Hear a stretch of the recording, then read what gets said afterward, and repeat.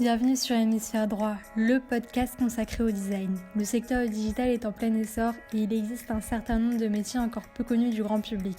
Nous allons au cours de ce podcast nous concentrer sur les métiers du design graphique au sens large. Hello Mathias, est-ce que tu peux te présenter ? Pas de souci. Donc, je suis Mathias. Je suis product designer. Je travaille depuis 8 ans, je pense, à peu près. Et j'ai un parcours super atypique, complètement atypique. Et quand je recrute des gens, je recherche des gens atypiques. Est-ce que tu peux nous parler de ton parcours, ta formation ? Pas de souci. J'ai fait 2 écoles. J'ai fait une première école qui était IRSUP à Nantes. Dans le premier cursus pédagogique qu'ils ont fait, ils ont fait 2 cursus pédagogiques à ma connaissance, où en gros il y avait un peu plus d'une quarantaine d'heures de cours par semaine, et à côté on attendait la même chose de nous en travaillant dehors, donc c'était un parcours hyper intense. C'était rigolo. C'était un parcours pluridisciplinaire, marketing, graphisme, les bases du graphisme, du dessin, de la 3D, du web. Et je dois oublier des trucs, mais bon, c'était vraiment connaître à peu près tout et être hyper bon sur tout. Donc c'était vraiment une formation d'outils. J'ai changé pour aller sur un cursus international à l'école de design Atlantique, qui était réputée pour être la meilleure école de France. Et j'avais envie de faire un cursus international parce que concrètement, moi, mon travail, il se faisait pas ce que j'avais choisi de faire, qui était product designer ou designer à l'époque. Ça n'existait pas du tout en France. C'était des métiers qui commençaient un peu à émerger aux États-Unis. Et du coup, le cursus international, ça faisait sens parce que travailler aux États-Unis assez rapidement. Et en fait, c'est particulier. J'ai créé mes premiers produits start-up très jeunes parce que ma famille vient de l'entrepreneuriat, mes parents, mon frère, qui est plus vieux que moi, vient de l'entrepreneuriat. J'ai appris à développer, j'avais 10-12 ans, et du coup ça faisait sens pour moi en même temps que mes études. Je commençais juste à bidouiller des trucs, à faire des petites startups, et en fait j'ai gagné des concours de startups, etc., etc. Et en fait je me suis fait repérer très vite par les gens, et je me suis fait recruter en tant que Head of Design chez Sundrop à la moitié de ma 3e année d'études. Et du coup, je faisais des études et je suis allé vivre en même temps en Norvège, à Oslo, pour l'idée une team de design et construire un produit. Et comment tu as su que c'était le design qui te plaisait le plus, vu qu'au final, tu as fait un parcours pluridisciplinaire ? Alors, c'était assez simple. Du coup, j'ai appris à coder avant de faire du design. Le design, ça n'existait pas, donc on avait des intelligences, etc. à l'époque sur Internet. Le design, ça n'existait pas. Moi, j'ai fait un parcours pluridisciplinaire pour apprendre la totalité des choses auxquelles je pourrais être confronté, parce que pour moi, le designer, au sein d'une entreprise, il est le point central de la boîte, il doit communiquer avec tout le monde. Et comprendre le métier de tout le monde et avoir l'intelligence au-delà de comprendre, de connaître, pour employer les mêmes mots, les mêmes termes, aller à l'amont de la réflexion de certains interlocuteurs. Et du coup, j'ai un peu tout fait. Et en fait, j'ai fait du design parce qu'à l'époque, ça n'existait pas, tout était moche, tout était pourri, parce que techniquement, déjà, c'était compliqué. Mais en plus, que c'était pas vraiment la question de déjà faire tenir un produit debout, c'était cool. Et en fait, le design venait après. Et en fait, à ce moment-là, on s'est rendu compte que changer le parcours utilisateur d'un truc et changer le gradient d'un bouton, genre sur Amazon, ça pouvait apporter 300 millions de puces par mois à Amazon, juste comme ça. Et du coup, je me suis dit, ok, je vais faire ça. Je vois que tu as fait différentes boîtes. Laquelle est la plus marquante ? J'en ai fait 1000. Je sais pas. J'en ai fait 1000. En Norvège, quand j'ai rejoint Sundrop, j'ai été premier partenaire, etc. Donc le plus jeune et le seul en fait partenaire de cette boîte. Les 2 boîtes on a créé une autre boîte à l'intérieur de la première boîte. Les 2 boîtes ont été vendues. Donc ma première expérience professionnelle a été l'acquisition de 2 boîtes. Donc, grosse expérience. Et en fait, les fondateurs sont restés mes meilleurs amis. Ouais. Donc, grosse expérience et gros truc, enfin, super aventure. Après, j'ai créé une autre boîte qui s'appelait Flat.io avec des gens, une autre startup sur la base de OK, je sais comment on crée une startup et on fait de la R&D, on fait parce qu'en fait, il y a plus ou moins, grossièrement, il y a 3 schémas quand tu fais une entreprise. Soit tu fais une startup pour acquisition, donc tu la prépares à une acquisition pour une après-acquisition. En fait, toi, tu as développé un produit que tu donnes à la personne qui t'achète pour industrialisation. Donc toi, en gros, tu n'as pas les capacités de faire de l'industrialisation de produits, etc. Tu n'as pas les budgets, tu n'as pas les ressources, etc. Et les connaissances. Donc tu donnes ça. Enfin, tu vends ça. Tu vends ta première boîte. Soit tu crées une PME, donc qui est stable, qui croît petit à petit et c'est tranquille, tout ça, tout ça. Soit tu crées une énorme compagnie, donc ça c'est un peu plus, c'est de la chance et croiser les deux premiers en même temps, et c'est très rare. Et en fait, c'est très rare parce qu'il y a beaucoup de contexte qui vient avec, et il y a beaucoup de chance et de tout ça qui vient avec. Donc en fait, tu vois, c'est difficile de dire, bah, je vais créer le prochain Google, parce que bah, enfin, c'est pas que de toi. Et donc en fait, moi, je sais faire, ce que je savais faire, c'est créer un produit qui est intéressant pour une compagnie qui va devoir m'acheter et qui va industrialiser le premier truc qu'on a fait. Et donc Flat, la boîte que j'ai créée, était destinée à ça. Enfin, bon, comme dans plein de trucs, mésentente entre associés, donc moi je suis parti de Flat, mais, euh, mais c'était une super expérience parce on a fait des trucs de ouf. On a fait des trucs de ouf. On a fait, on a eu 1,5 million d'utilisateurs en croissance organique, donc on n'a pas dépensé un seul euro en marketing, mais uniquement en utilisant notre cerveau, etc. Et en faisant un beau produit dont les gens avaient besoin pour que les gens utilisent et viennent dessus et les recommandent à leurs amis. Ce qui est très rare. Donc ça, c'était une super expérience. Et après, j'ai rejoint Blackpills, Kairos, etc., qui sont des boîtes totalement différentes, qui sont des boîtes middle size, cinquantaine, soixantaine, centaine d'employés, et avec plusieurs millions d'euros sur le bank account, qui permet de faire plus de choses, en fait. Est-ce que tu peux expliquer le concept de flat? Alors Flat, c'était B2B2C. Ouais. Non, B2C2B. C'était très compliqué. C'est un Google Sheet. En gros, c'est comme, tu vois, Google Docs, mais pour les partitions de musique. Donc, en gros, tu as des partitions que tu écris à plusieurs en live dans le monde sur le browser. Et c'était rigolo. Voilà. Ça, c'était la techno. Après, on a fait des produits autour. On a fait un produit donc B2C qui nous permettait de parler au plus grand nombre. Tout le monde pouvait venir créer des partitions. Il y avait un produit social dedans où les gens pouvaient voir les partitions des autres, créer une copie et voilà, commenter, etc., etc. Et on avait aussi un produit B2B qui était autour de notre outil de création de partitions. On avait créé un outil pédagogique qui permettait aux universités, etc., surtout aux États-Unis, en fait, de noter, de faire du suivi de cours d'élèves, etc. Quelle est ta perception des tendances actuelles? Des tendances de quoi?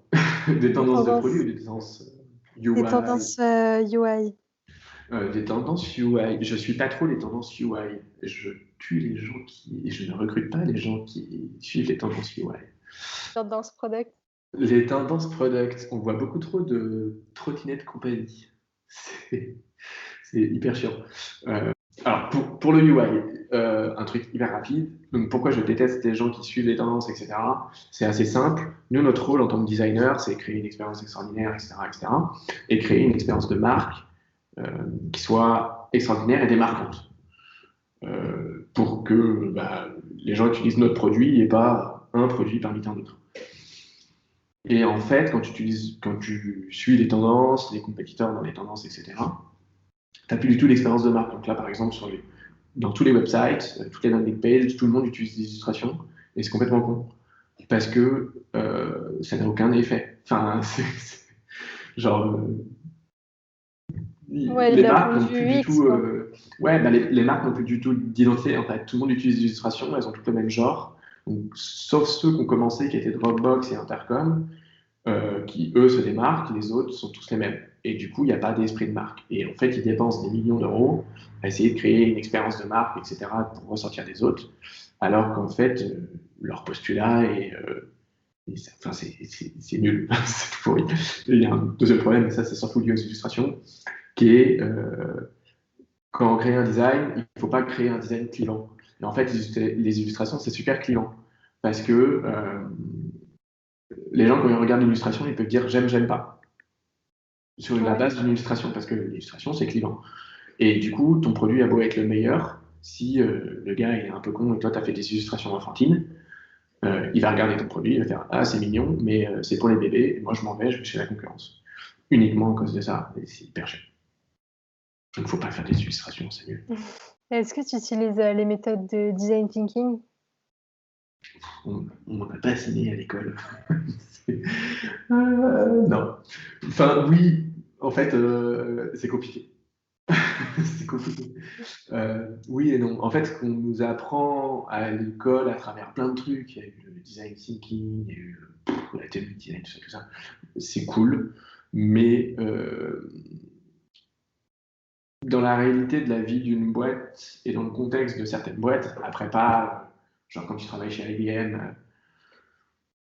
tu es 4000 designers et que tu as une seule mission dans ton année, c'est de faire une page. Là, tu as le temps de faire du design thinking, etc. Machin. Mais Ouais. sinon, tu fais plutôt du design d'optimisation, quoi. Tu, tu penses au plus vite, tu testes, tu regardes les datas et ok, on y va. C'est ce qu'il faut faire. OK. Est-ce que tu as déjà réalisé des missions en freelance? Je travaille en freelance depuis 8 ans. Qu'est-ce que tu peux nous dire à ce sujet-là? C'est dur, Et est-ce que ça te plaît? Est-ce que c'est top. quel Le freelance n'a rien à voir avec ton talent, le fait que tu sois bon ou le fait que tu sois mauvais. La vie de freelance, c'est une brique de réseau. Et si tu n'as pas de réseau, tu n'as pas de clients. Et si tu n'as pas de réseau, tu n'as pas plus de clients, donc tu ne peux pas augmenter tes prix. Enfin, la vie de freelance, c'est une vie qui est très difficile. J'ai eu de la chance de me construire un réseau, et donc moi, ça marche très bien. Mais tant que tu n'as pas bossé, alors déjà, tant que tu n'as pas bossé dans une entreprise, petite, moyenne, grande, il faut faire les trois, je pense que c'est intéressant, c'est pas possible. Parce qu'en fait, tu vas délivrer quelque chose à un client qu'il va pas pouvoir mettre en place dans la vie de sa boîte. Il faut que tu comprennes les process d'une entreprise à la taille qu'elle a pour ne pas livrer qu'un design, mais livrer une expérience. C'est débile. Une expérience. Pour livrer tout un package. En fait, tu vas pas livrer juste un sketch doc avec des specs écrits. Il faut que tu livres une expérience de produit, un suivi du développement, tout un tas de choses qui font part dans la vie d'une entreprise et dans le day-to-day des gens qui bossent dans cette entreprise. Et en fait, si tu connais pas les process d'une boîte, ça sert à rien. est-ce que tu serais prêt à te relancer dans l'entrepreneuriat? Euh, oui et non. Je suis entrepreneur de cœur. J'aime faire des choses. Je travaille entre 5 heures du matin et 20 heures le soir, tous les jours. Et c'est ce que j'aime faire. J'ai eu le problème, c'est quand tu es quelqu'un comme moi, tu travailles énormément et tu attends énormément des gens. Et en fait, quand tu attends trop les gens, ils ont aussi une vie. Et on a tendance à l'oublier. Et du coup, tu peux être déçu. Et pour l'instant, j'ai eu trop de déceptions. Donc, du coup, je vais faire une petite pause et je vais travailler pour des gens. Est-ce que tu as des livres de référence ou des sites de veille graphique? Ouais. Euh, Il y a 1 million de e-books. Globalement, tous les e-books qui sont qui sont publiés, qui sont faits par InVision et par Intercom sont très bien. Sinon, des sites, moi j'utilise Dribble parce que quand je cherche quelque chose, je, je cherche une réponse, un gimmick, je sais pas, un effet quoi. Je cherche un effet. Et ça peut m'aider à trouver cette réponse. Et je cherche d'autres trucs qui sont des patterns quand je travaille en mobile, sur iOS. J'utilise un truc qui s'appelle Mobin, M-O-B-B-I-N, qui est génial, qui en gros c'est des screenshots de toutes les applications. Et donc, en fait, toi, ça te permet de confirmer les hypothèses de placement, d'éléments, n'importe lequel. Genre, tu veux faire une page de paiement, tu vas sur Mobile et tu regardes toutes les pages de paiement et tu compares en fonction des produits, en fonction de l'avancée de la boîte, etc. Est-ce que c'est pas trop compliqué vu que tu es freelance pour valider tes hypothèses? Non. Non, c'est possible. Non, parce qu'en fait, je bosse sur le long terme. Donc, c'est comme si je bossais avec une entreprise, comme en CDI. Donc, en fait, quand je valide mes hypothèses, je les valide dans le temps et je les contrôle par les data. Mais du coup, est-ce que tu travailles avec d'autres freelancers ou pas? Non, jamais. Jamais. En fait, quand je suis recruté, je suis recruté en tant que lead dans une team. Et en fait, je manage des gens qui sont en CDI dans cette boîte. T'endosses un peu le rôle de product manager. Un peu, je dirais PM. VP Product of Design. Mm. Non, c'est un peu, tu vois, c'est des types qui sont tout pourris. Il y en a 1000 et il y en a des nouveaux qui sortent tous les jours. Mais en gros, mon taf, c'est de donner le plus rapidement possible l'overview de ce que ça doit être. Et après, d'aider les gens à follow la passe que j'ai tracé, le chemin que j'ai commencé à tracer. Quel est ton conseil pour quelqu'un qui souhaite débuter en design? Ne pas le faire. Apprendre à coder. Pour toi, c'est la base. Ah, c'est la On peut pas base. être designer sans Ah, coder, ça parce que maintenant, n'existe pas. il y a plein d'outils qui permettent d'intégrer. Tu crois pas à ça? Ah non, pas du tout. Pas du tout, du tout. Pas parce que ça fait pas. Alors déjà, ça chie du code tout pourri. Mais la question n'est pas de savoir si ce que tu as designé, ça va être intégré. La question est de savoir est-ce que ce que tu as designé, ça va avoir du sens.